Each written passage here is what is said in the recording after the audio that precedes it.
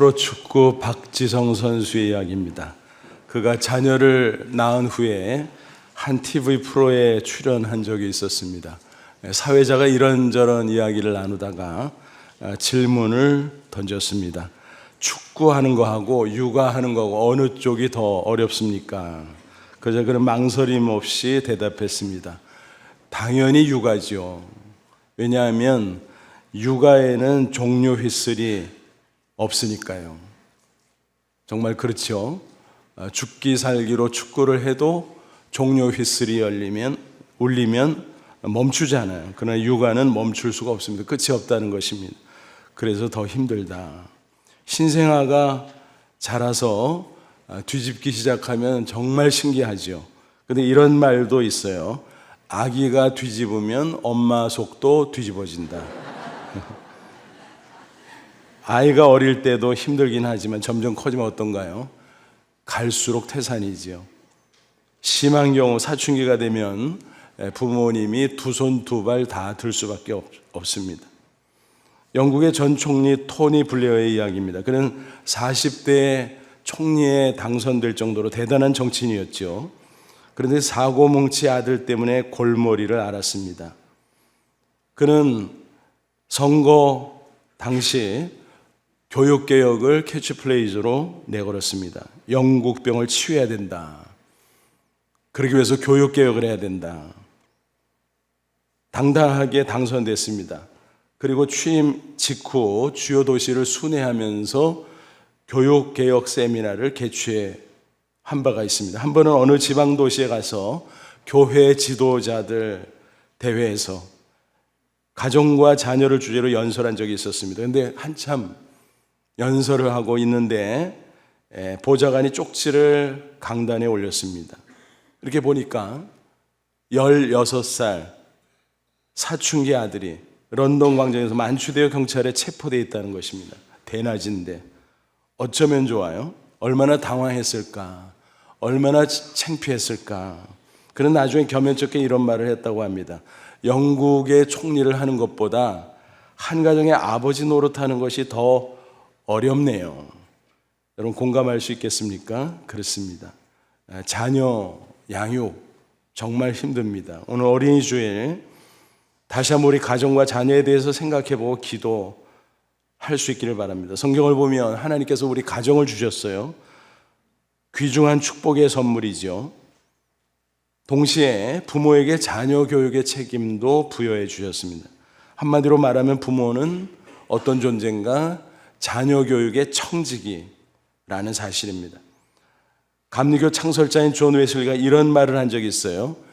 우리는 장차 주님 앞에 설 때 3가지 질문을 받게 될 것이다. 첫째는 너는 너의 시간을 어떻게 썼느냐? 둘째는 너는 너의 물질을 어떻게 썼느냐? 셋째는 너는 내 자녀를 어떻게 키웠느냐? 이 3가지입니다. 장차 자녀 교육에 대해서 주님의 심판을 받게 될 것이다. 그런 말이죠. 그만큼 자녀 교육은 우리 인생에서 중요한 일이 아닐 수 없다는 것입니다. 그런데 이게 정말 너무 어렵잖아요. 왜냐하면 부모는 다 초보예요. 사랑하는 사람과 결혼해서 살다가 어느 날 갑자기 부모가 된 거예요. 미리미리 자녀 교육에 대해서 공부하고 학위도 따고 또 실습도 하고 면허도 따고 그런 과정이 있었던 게 전혀 아닙니다. 직설적으로 말하면 무면허 부모인 셈입니다. 그러니까 자칫 망가뜨리기 쉽죠. 그러므로 우리는 우주 만물의 창조주시고 가정을 만들어주신 하나님으로부터 부모 역할에 대해서 배울 수 있어야 된다라는 것입니다. 그렇지 않고 아무 생각 없이 세상의 흐름을 따라 일반 교육만 따라가다 보면 낭패를 보기 십상이다라는 것입니다. 세상의 교육을 부정하는 것은 결코 아닙니다. 하지만 그보다 신앙교육이 모든 것의 기초라는 사실만큼은 잊지 말자, 그 말씀을 드리는 것입니다. 이런 기초가 확립되지 않으면 일반 교육을 아무리 많이 시키고 쌓아준다고 할지라도 정말로 행복하고 아름다운 인생 보장할 수 없다라는 사실입니다. 여러분 주변을 살펴보십시오. 세상에서 공부 많이 한 사람들 어떻습니까? 다 행복합니까? 아니요. 불행한 사람도 엄청 많아요. 그런 거 보면 세상에서 일반 교육을 많이 받고 공부 많이 했다고 무조건 행복해지는 것은 아니구나 하는 것을 우리가 확인할 수 있습니다. 그럼에도 안타까운 것은 뭔가요? 일반인들은 물론이고 심지어 하나님을 믿는다고 하는 성도들조차 신앙교육을 경시하는 풍조가 만연한 게 오늘의 현실이다라는 것입니다. 온갖 정성을 다 바쳐서 자녀를 양육하기는 하지만 방향이 틀려서 나중에 실패를 경험하고 나서 그제야 후회 막심하는 경우가 허다하다라는 것입니다. 그래서 일반 교육이 나쁘다는 게 아니라 거기에 골몰하다가 신앙교육을 놓치는 게 문제라는 것입니다. 그래서 이런 우스갯소리가 있잖아요. 우리 한국의 최대 종교가 뭐냐? 그것은 대학교다. 대학교. 그래서 대학교를 위해서 자신의 신앙조차 포기한다는 것입니다. 자녀들에게 신앙 가르쳐주는 거 놓친다는 것입니다. 우리 믿는다고 하는 성도들도 사실 자가진단해 보면 자녀들의 신앙교육에 대해서 얼마나 중시하고 있는가 금세 파악할 수가 있어요. 이런 겁니다. 주일학교 선생님이 전화가 왔어요. 아무개가 오늘 교회 안 나왔는데요. 그럼 그 전화를 받으면서 그래요? 교회 간다가 나갔는데 이 녀석이 어디로 샜나? 나중에 들어오면 물어보고 다음 주에는 꼭 보낼게요. 별로 큰 감정의 기복 없이 덤덤하게 이야기를 합니다. 근데 학교 선생님 혹은 학원 선생님이 전화를 해왔어요. 아무개가 오늘 학원 안 나왔는데요. 학교 안 나왔는데요. 어때요?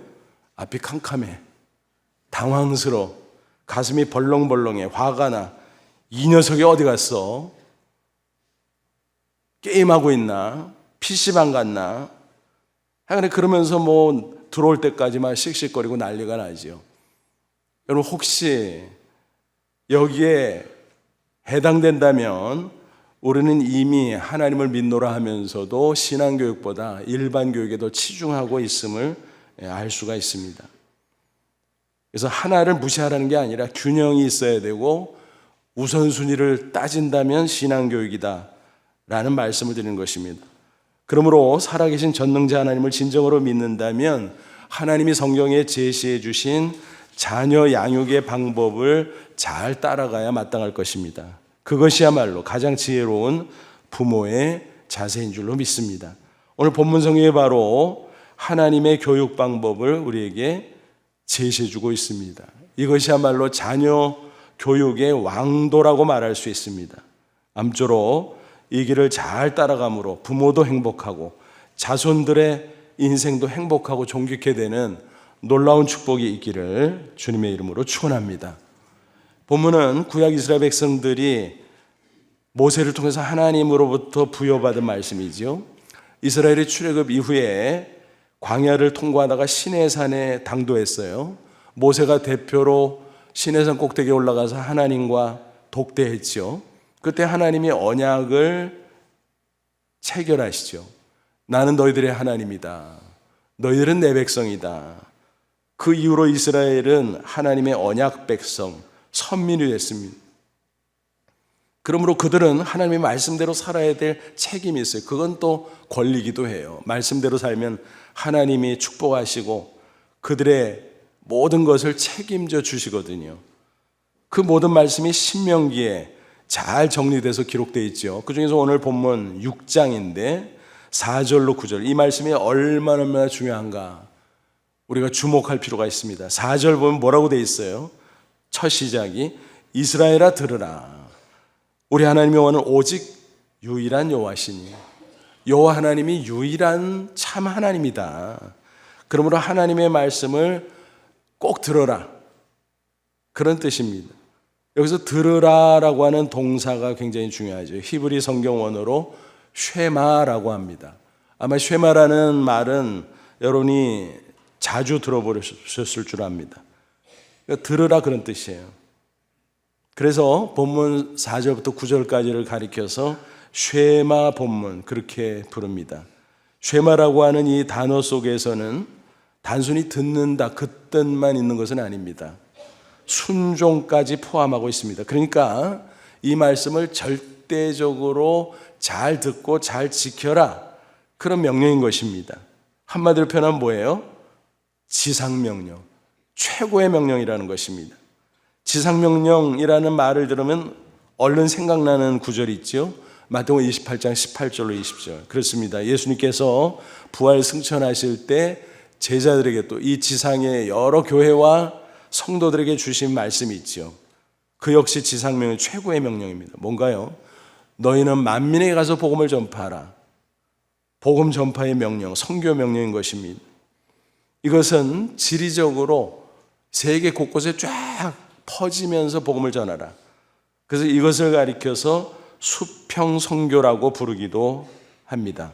그런데 본문은 자손들에게 복음을 전파하라는 명령이에요. 그래서 구약에 나오는 지상명령, 그렇게 표현할 수 있습니다. 이스라엘의 신앙교육 헌장, 그렇게도 말할 수 있을 것입니다. 신약의 지상명령을 수평선교라고 했는데 이 구약의 지상명령은 뭐예요? 세대를 쭉 내려가면서 말씀을 전파하는 거니까 뭘까요? 수직선교라고 부를 수 있을 것입니다. 과거 서구 교회들이 세계 각처에 선교사들을 파송했어요. 열심히 복음을 전파했어요. 그 덕분에 우리도 복음을 듣고 이 자리에 앉아 있는 거 아니겠습니까? 또 오늘의 한국교회가 있는 거 아니겠습니까?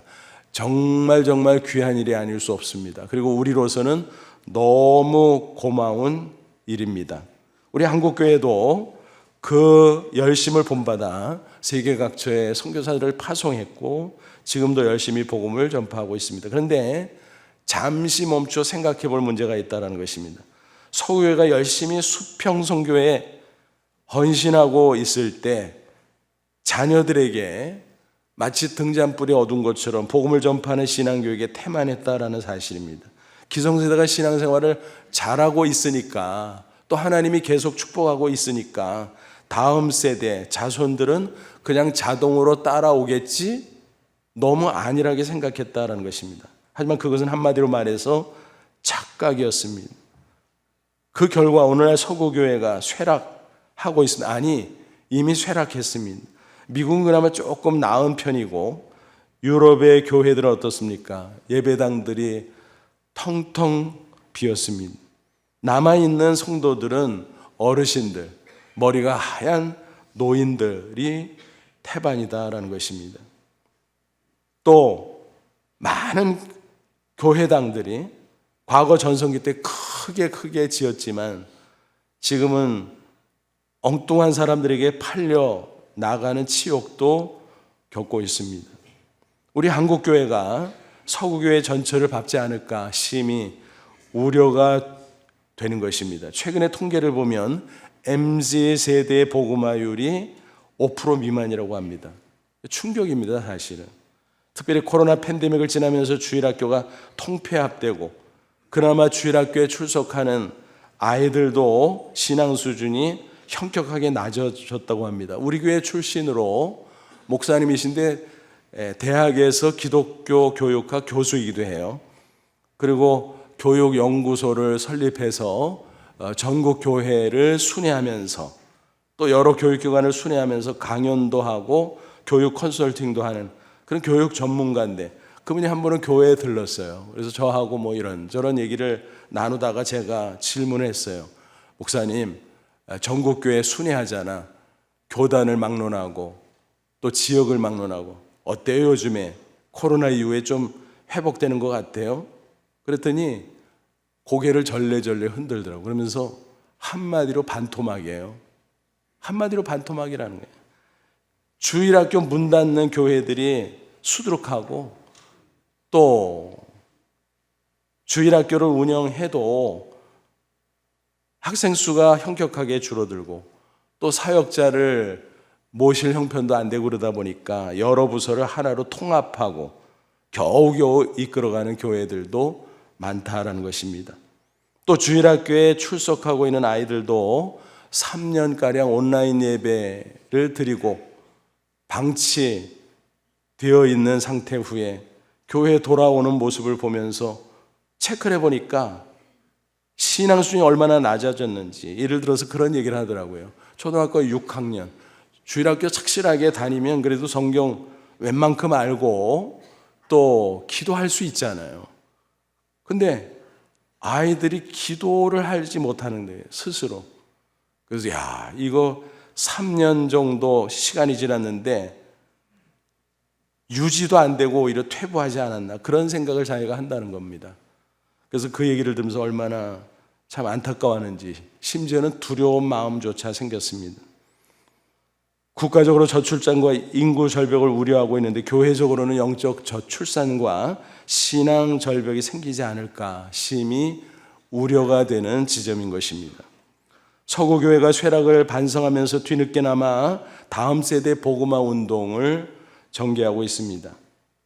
세계적인 선교 전략가 루이스 부시 선교사가 제창한 44 창문 414 윈도우라 그래요. 그 운동이 있습니다. 그는 과거 수십 년 전에 세계 선교를 위해서 14, 10 창문 1040 윈도우라는 개념을 제창한 바가 있습니다. 그건 뭔가 하면 지도를 펴놓고 북위 40도 또 10도 요 사이 요 창문을 딱 그려놓고 그 지역을 살펴보니까 미전도 종족들이 집중되어 있다는 것입니다. 그래서 그 지역을 중심으로 복음을 열심히 전파해야 지상명령을 완수할 수 있다, 이렇게 전략을 내세웠던 것입니다. 정말 그게 주요했어요. 그래서 지난 수십 년 동안 미전도 종족을 중심으로 열심히 세계교회가 선교한 결과 상당 부분 복음화율이 높아질 수 있었습니다. 근데 가만히 보니까 서구교회가 등잔 밑이 어둡다고 세계 선교를 열심히 하는 것까지는 좋았는데 자기들의 자손들을 신앙교육을 제대로 시키지 못했다는 것입니다. 그래서 주일학교가 몰락하고 있다는 사실입니다. 그래서 이제부터는 세계 복음화를 위한 수평 선교도 열심히 해야 되겠지만 수직 선교 열심히 해야 되겠다. 세계 선교도 열심히 해야 되지만 세대 선교도 열심히 해야 되겠다. 그래서 4살부터 14살까지 그 연령대 집중해서 부지런히 복음을 전하고 신앙교육을 잘 시켜야 되겠다. 바로 그런 운동인 것입니다. 이른바 다음 세대 복음화 운동인 것이죠. 우리 한국교회도 결코 안심할 수 없습니다. 신앙교육이 뿌리인데 흔들리다가 뿌리채 뽑힌다면 그것은 정말 큰일인 것입니다. 교회도 쇠락하고 세계 선교도 동력을 잃을 수밖에 없을 것입니다. 그렇게 되면 개인의 인생의 안위를 보장할 수 있을까요? 여러분, 신앙이 흔들리면요, 겉으로 보면 화려하고 풍요로워질지 몰라도 결국은 그 인생의 마지막은 실패입니다. 가정도 마찬가지죠. 더 나아가 사회도 국가도 미래도 어두운 미래를 맞이할 수밖에 없다는 슬픈 사실입니다. 이런 시기에 우리는 구약의 지상명령을 굳게 붙잡아야 할 것입니다. 혹시 자손들에게 재산은 많이 물려주지 못한다고 할지라도 또 공부는 많이 시키지 못해준다고 할지라도 신앙만큼은 우리가 확실하게 전수해줘야 된다는 것입니다. 제가 가끔 말씀드리는 게 있잖아요. 자손에게 재산을 물려주는 것은 조금 주는 것이다. 공부시키는 것은 조금 더 주는 것이다. 그런데 신앙을 잘 전수해 주는 것은 모든 것, 전부를 주는 것이다. 그렇죠?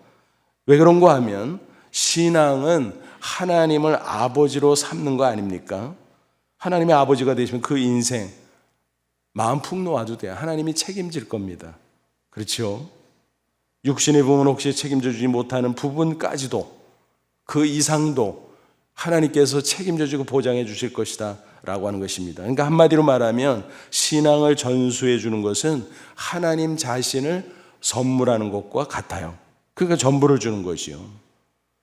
그런 점에서 오늘 본문에 나오는 구약의 지상명령은 아무리 강조해도 지나침이 없는 하나님의 귀중한 말씀이다라는 것입니다. 그렇다면 여러분, 구체적으로 어떻게 해야 이 지상명령을 잘 실천할 수 있을까요? 오늘 본문에서 그 내용을 잘 소개해 주고 있습니다. 제일 먼저 중요한 것은 뭘까요? 자녀에게 신앙을 가르치기 전에 부모된 우리 자신이 신앙생활을 먼저 확실하게 하라. 성경은 그것을 요구하고 있습니다. 그럴 때 그 모습을 보고 자녀들이 따라온다는 것입니다. 말하자면 우리 자신의 확실한 신앙생활을 통해서 신앙의 본보이기를 해줘야 된다는 것입니다. 5절 6절 보세요. 너는 마음을 다하고 뜻을 다하고 힘을 다해 내 하나님 여호와를 사랑하라. 오늘 내가 내게 명하는 이 말씀을 너는 마음에 새기고. 하나님을 어떻게 사랑하라고요? 마음 다하고 뜻 다하고 힘을 다하고. 한마디로 말하면 진심으로 최선을 다해서 오직 하나님만 사랑하라 라는 것입니다. 세상과 하나님을 겸해서 섬기지 말라, 양다리 걸치지 말라는 거예요. 하나님께 정말 하나님을 최고의 가치로 놓고 하나님을 주인으로 삼고 신앙생활하라는 것입니다. 또 그것을 위해서 하나님의 말씀을 읽고 묵상하고 깨달은 대고 마음속에 새기고 더 나아가서 실천하고, 그럴 때 신앙의 본보이기를 실천할 수 있다는 것입니다. 사도 바울도 그런 원리를 우리에게 증거해 주지 않았습니까? 고린도전서 11장 1절 그는 말씀합니다. 내가 그리스도를 본받는 자 된 것 같이 너희는 나를 본받는 자 되라. 물론 바울은 육신의 자녀가 없었지요. 대신에 영적인 자녀들이 많았습니다. 그들을 향해서 뭐라 그랬습니까? 내가 그리스도를 본받는 것 같이 너희도 나를 본받는 자 되라. 이거는 직설적으로 야 너희들 나 본받아 그 말인가? 아니죠. 내가 예수님을 열심히 본받고 있어. 나름대로 최선의 신앙생활하고 그거 잘 보고 너희들도 예수님 본받아 그 소리죠. 그래서 신앙의 본보이기는 우리 자손들로 하여금 스스로 하나님을 경외하고 예수 그리스도를 잘 따르도록 세워주는 가장 좋은 것입니다. 이런 말이 있어요. 현대가정의 재앙은 무엇인가? 부모 권위의 추락이다. 여러분, 정말 그렇게 됐다면 왜 그렇게 됐을까요? 부모나 어른들의 권위는 말에서 나오는 것이 아니죠. 삶 속에서 본을 보이는 데서 나온다는 사실입니다. 부모가 먼저 신앙생활을 똑바로 못하면서 자녀들에게 이런저런 말을 한다고 자녀들이 그것을 들을까? 따라올까? 전혀 그렇지 않다라는 것입니다. 입술로는 신앙이 최고라고 말하지만 삶 속에서는 신앙과 배치되는 모습을 일삼는다면 어느 자녀가 부모의 신앙을 따르겠습니까? 그러니까 또 부모 노릇이 어렵고 힘든 것이죠. 또 이런 말이 있어요. 아이들은 뒤에서 배운다. 정말 그런 것 같아요. 부모가 하는 말들 아이들이 다 듣고 순종하면 얼마나 좋을까요? 또 주일학교 선생님들이 아이들한테 가르치는 그 모든 말씀을 그대로 잘 듣고 실천하면 얼마나 좋을까요? 그게 아니라는 거예요. 만약 그렇다면 벌써 우리 아이들은 조기의 위대한 인물들이 다 됐을 겁니다. 얼마나 좋은 말을 우리가 많이 하고 삽니까? 근데 그렇지 않다는 거죠. 그래서 아이들은 부모나 교사의 말을 듣고 배우는 것이 아니라, 물론 전혀 없는 것은 아니겠지만 결정적으로는 부모나 교사가 앞서 사는 모습을 통해서 배운다라고 하는 사실입니다. 이런 우화도 있잖아요. 가위 말고 거이요. 어미 개가 새끼 개에게 훈계합니다. 야, 이 녀석아, 똑바로 걸어. 그게 뭐예요? 삐딱하게 옆으로 걸어. 자기는 옆으로 걸으면서 아무리 똑바로 걸은다고 똑바로 걸을 수 있겠습니까? 옆으로 삐딱 걸을 수밖에 없죠. 어쩌면 부모들이 정말 역할하기가 어렵다는 게 이런 점에서 그런 것 같습니다.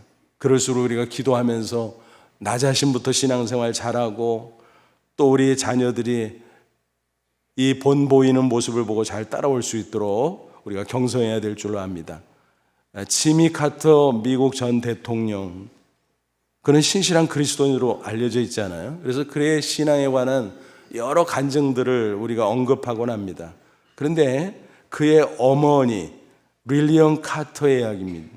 그의 어머니에 대해서는 사람들이 잘 모르는 편이지요. 근데 사실은 그 어머니 릴리언 카터 여사가 얼마나 훌륭한가. 지미 카터는 기회 있을 때마다 자주 언급을 했다고 합니다. 그는 간호사였다 그래요. 신실한 그리스도인이었다고 합니다. 어린 자녀들을 말씀으로 잘 가르치고 또 그들과 함께 기도하고 경건의 훈련을 시키고 무엇보다도 삶 속에서 솔선수범했다고 합니다. 평생 이웃들을 챙기고 섬기는 일에 헌신을 했다고 합니다. 특별히 인도에 가서 2년 동안 나병 환자를 섬기는 선교 봉사도 한 적이 있습니다. 심지어 68세에 평화봉사단에서 나이 고려하지 않고 모집한다고 해서 자원해서 가입을 하고 함께 봉사활동에 참여했습니다. 그 봉사활동의 내용은 무주택자에게 집 지어주는 일이었습니다. 얼른 떠오르는 게 있죠. 지미 카터가 무주택자에게 집 지어주는 세계적인 운동을 벌였잖아요. 헤비타트 운동. 그게 어머니한테서 배운 것이구나. 맞습니다.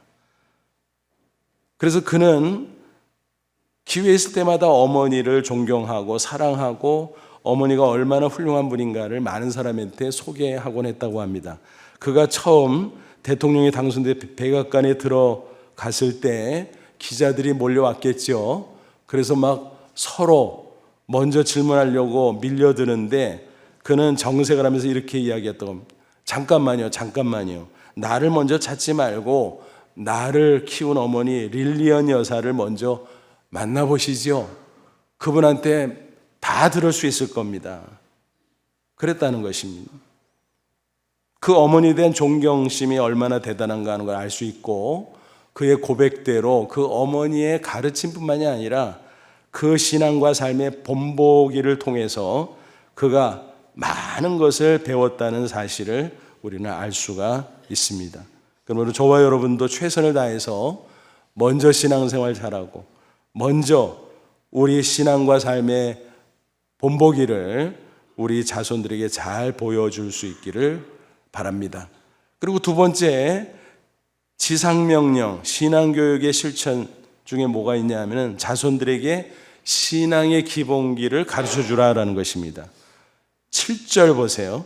내 자녀에게 부지런히 가르치며 집에 앉았을 때든지 길을 갈 때든지 누워있을 때든 일어날 때든지 이 말씀을 강론할 것이며 뭐예요? 부지런히 열심히 하여간에 기회 있을 때마다 가르치라는 거예요. 근데 생활 속에서 가르치라. 그래서 집에 있을 때, 길을 갈 때, 어디서든지 자녀와 함께 하면서 이럴 때는 이렇게 저럴 때는 저렇게 말씀을 적용하고 실천할 수 있도록 아주 구체적으로 가르쳐 주라라는 것입니다. 여러분, 성경은 뭐예요? 인생의 매뉴얼 아닙니까? 인생을 이렇게 살아라 저렇게 살아라 바른 길을 지도해 줍니다. 그대로 우리가 순종하고 실천하면 하나님께서 반드시 우리 인생을 축복과 승리의 길로 인도해 주시는 줄로 믿습니다. 그래서 하나님의 말씀의 인도를 받는 것은 우리 인생을 위해서 너무너무 중요한 것이지요. 그래서 우리 자녀들에게 지식적으로 말씀을 가르쳐 주는 게 아니라 그 말씀을 읽고 묵상하고 깨닫고 자신의 실생활 속에 적용하고 실천할 수 있도록 거기까지 훈련시켜 줘야 된다라고 하는 것입니다. 그럴 때 우리 자손들이 말씀의 인도를 받고 또 하나님은 그들의 인생을 책임지고 축복해 주실 줄로 믿습니다. 시편 1편 말씀이 바로 그거 아니겠습니까? 우리가 애송하는 시편인데 복 있는 사람이 어떤 사람인가 노래하잖아요.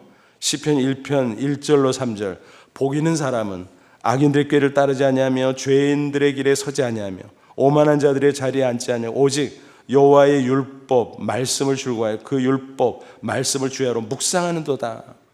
그래서 세상의 악한 길로 따라가지 않고 오직 하나님의 말씀을 줄거하면서 늘 주야로 가까이 하고 읽고 읽고 묵상하고 깨닫고 거기에는 실천까지 포함되어 그러면 어떤 인생이 될까? 비유적으로 말합니다. 그는 시냇가에 심은 나무가 철을 따라 열매를 맺으며 그 잎사귀가 마르지 않는 것 같으니 그가 하는 모든 일이 다 형통하리로다. 마치 시냇가에 심겨진 나무와 같다. 어때요? 그 나무는 가뭄이 와도 괜찮아요. 가뭄을 타지 않습니다. 땅속에 깊이 뿌리를 내리고 있기 때문에 또 시냇물가에 있기 때문에 수분과 양분을 쭉쭉 빨아들입니다. 그래서 잎사귀가 마르지 않고 푸르 청청합니다. 또 때를 따라 열매를 맺습니다.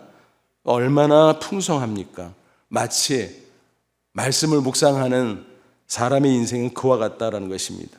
그래서 형통하는 인생. 그러니까 이렇게 또 비유할 수 있을 거예요. 말씀을 묵상하며 살아가는 그 훈련을 잘 전수해 주면 우리 자손들의 인생을 복나무로 만들어주는 거예요. 복나무로. 복나무니까 어때요? 저절로 복의 열매들이 주렁주렁 열리겠지요. 그거야말로 진정으로 승리하는 인생이 되는 것입니다. 이와 같은 말씀 묵상이 얼마나 중요한지 8절은 이렇게까지 강조하고 있습니다. 너는 또 그것을 내 손목에 매어 기호를 삼으며 내 미간에 붙여 표를 삼고, 그러니까 손목에다가 말씀을 메고 다니면서 보라. 그리고 그 표시를 해놓고 늘 기억하라. 또 미간, 이마죠. 이마에 또 표로 붙이고 말씀을 늘 기억하라라는 거죠. 그래서 이 손목에 붙이고 또 이마에 붙이고 그걸 경문이라 그래요. 경문. 이 경문은 뭔가 하면 그 오늘 본문 말씀뿐만이 아니라 출애굽기 말씀, 신명기 말씀 등등을 기록한 양피지, 작은 글씨로 그 양피지에 기록을 해서 작은 가죽 상자에 집어넣습니다. 그리고 그 상자에 가죽끈을 쭉 묶어서 이마와 또 손에 그것을 묶고 부착하고 다닌다라는 것입니다.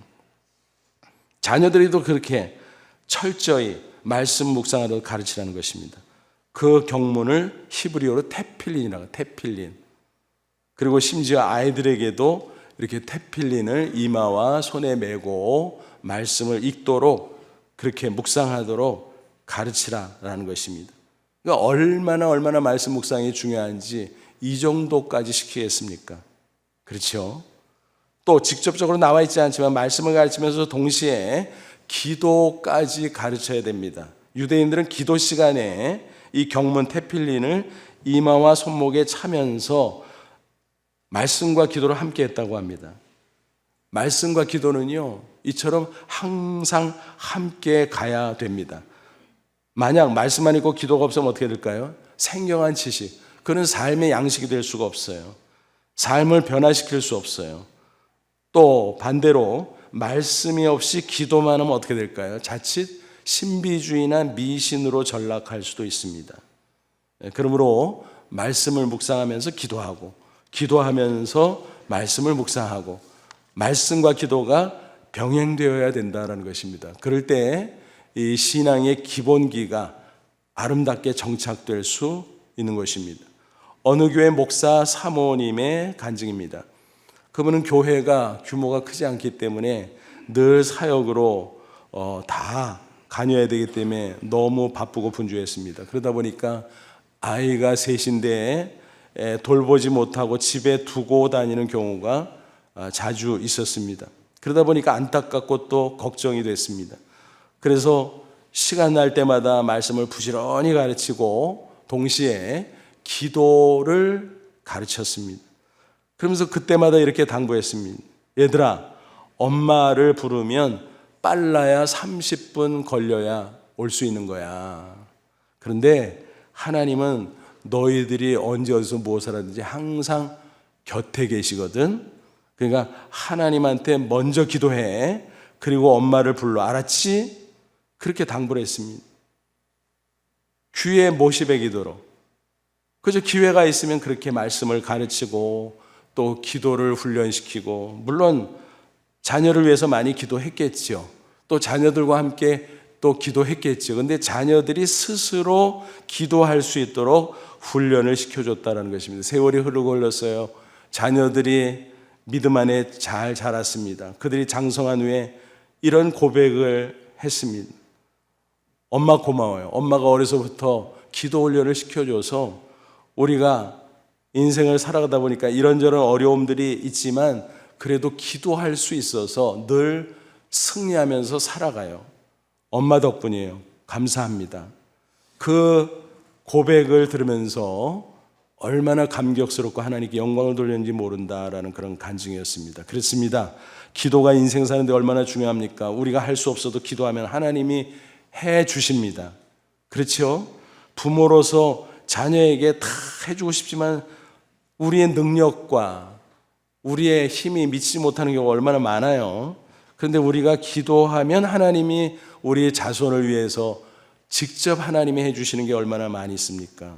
그러므로 우리는 부모로서 자녀를 위해서 많이 기도해야 될 것입니다. 언제까지요? 숨지는 순간까지. 그렇죠? 우리 자손들이 어려서만인가요? 아니요.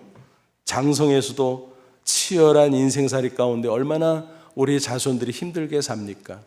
우리가 기도로 격려하고 기도로 함께하고 그럴 때 하나님께서 그들의 인생을 책임져 주는 것입니다.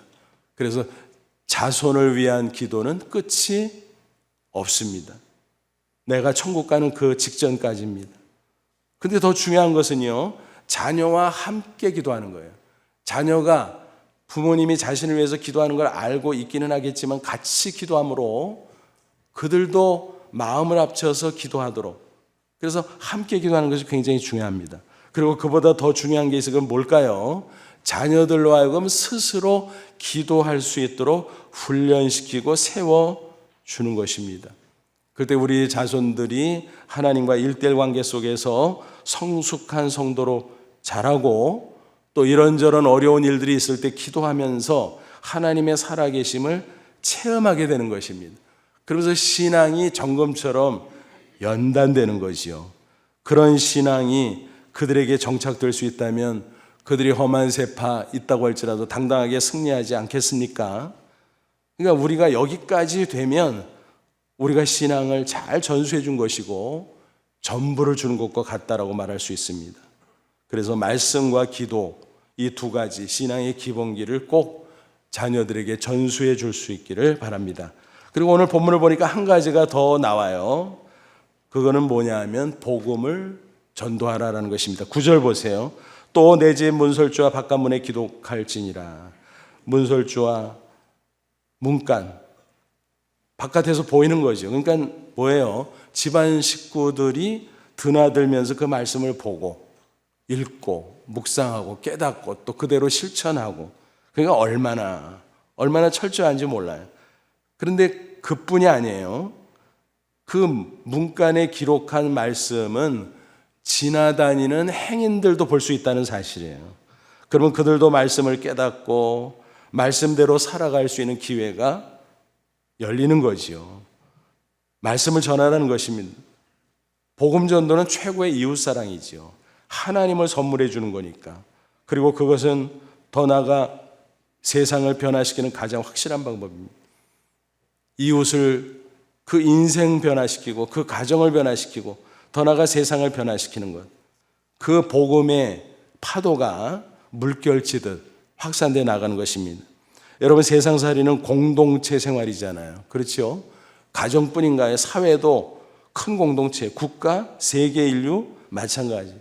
큰 공동체. 인간은 어차피 혼자 못 살아요. 함께 어울려서 뒤섞여서 살아갈 수밖에 없어요. 그러니까 이웃을 잘 만나야 돼요. 개인도, 그죠? 국가도 이웃을 이웃 잘못 만나면 얼마나 골치 아프고 힘든지 몰라요. 그렇죠? 비근한 예를 한번 들어볼까요? 차를 타고 가고 있어요. 도로에. 어때요? 앞차, 뒤차, 옆차 잘 만나야 돼. 잘못 만나면 어떻게 돼요? 충돌하고 부딪히고 사고 나고 문제 생기고 그렇지 않아요? 예를 들어서 앞이나 뒤에 있는 자동차를 운전하는 사람이 술을 마시고 음주운전을 해요.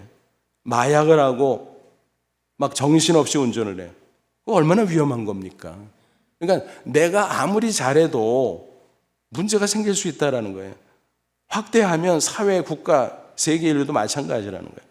경쟁 사회니까 내가 열심히 해서 다른 사람 누르고 내가 앞서가면 되겠지, 그런 강박감만 가지고 살면 될까? 아닙니다. 곤란합니다. 물론 나와 내 자녀들이 먼저 잘 되는 거 중요하지요. 이 인지상정이죠. 하지만 다른 이와 다른 이의 자녀들도 잘 돼야 서로 유익할 수 있다라고 하는 것입니다. 그럴 때 사회도 국가도 세계도 평화롭고 그 안에서 사는 우리의 인생도 복될 수 있다라는 것입니다. 그러므로 복음 전도는 사실은 이타적인 것 같으면서도 우리 자신을 위한 것임을 알 수가 있다라는 것입니다.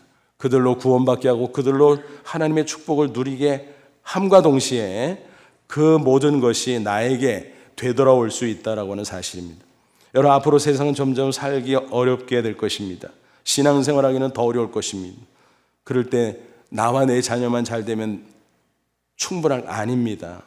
우리 주변이 잘 돼야 됩니다. 믿음의 동역자들이 많아야 됩니다. 그래서 우리 어른들도 그렇고 우리 자녀 손들도 믿음의 연대의식, 공동체의식으로 신앙이 잘 성장하도록 우리가 지도해야 될 줄 압니다. 오늘 어린이 주일 다시 한번 자녀 교육에 대해서 생각해 봤습니다. 구약 성경에 분명히 새겨두신 지상명령, 이 명령을 마음속 깊이 되새길 수 있기를 바랍니다. 일반 교육도 열심히 시켜야 되겠지만 무엇보다 먼저 신앙교육을 잘 시킬 수 있기를 바랍니다. 그것이 자녀들의 인생을 근본적으로 도와주는 비결입니다. 무엇보다 영생을 주는 것이고 또 더 나아가 인생의 지혜를 주는 것이고 또 무엇보다 하나님 자신을 주인 삼는 최고의 축복을 받게 하는 것입니다. 우리가 그렇게 할 때 우리 자녀들이 당장은 눈앞에 보이는 어떤 결과가 없다고 할지라도 하나님이 결국은 책임져 주고 승리케 해 주실 줄로 믿습니다. 훗날 지금은 우리 자녀들이 철이 없어서 모를지라도 성숙해지고 그들의 인생을 하나님께서 보살펴주는 그런 놀라운 체험들을 한 연후에 부모님이 어르신들이 얼마나 감사하는가 하는 그 표현을 할 수 있을 것입니다. 아무쪼록 구약의 지상명령을 잊지 말고 꼭 실천함으로 우리 자신도 승리하고 우리 자녀 손들도 승리하고 복되고 존귀한 인생 다 될 수 있기를 주님의 이름으로 축원합니다. 기도하겠습니다. 이 말씀 붙잡고 기도하자. 하나님, 그렇습니다. 구약의 지상명령을 다시 한번 들려주시니 감사합니다. 교육의 청주기로 우리를 세워주셨는데 우리 자녀들 또 우리 다음 세대 가정적으로 교회적으로 책임지고 이 신앙교육 철저히 잘 시킬 수 있도록 혹시라도 소홀히 하다가 후회하는 일이 없도록 도와주옵소서. 우리는 미련하고 둔하오니 하나님께서 우리를 꼭 붙잡으시고 이끌어 주옵소서. 우리 다 같이 간절한 마음으로 잠시 기도합니다. 하나님 아버지, 은혜를 진심으로 감사합니다. 이 시간 주의 말씀으로 우리를 새롭게 하시고 격려해 주시니 감사합니다. 구약의 지상명령을 주셨던 주님, 오늘도 그대로 이 말씀 우리에게 주시는 줄로 믿습니다. 이 말씀을 마음속에 새기고 꼭 실천하기를 원합니다. 우리가 우리의 자녀들을 위한다고 하면서 가장 중요한 것을 놓칠까 두렵습니다. 우선적으로 신앙교육 철저히 함으로 말미암아 일반 교육 또 그리고 모든 뒷바라지도 더 풍성한 것이 될 수 있도록 역사해 주옵소서. 그래서 우리 자손들을 변화시키며 이 세상도 변화시키고 먼 훗날 우리 자손들이 부모들에게 또 손조들에게 감사를 표시하며 하나님께 함께 영광 돌리는 놀라운 축복이 있도록 인도해 주시옵소서. 예수님의 이름으로 기도하옵나이다. 아멘.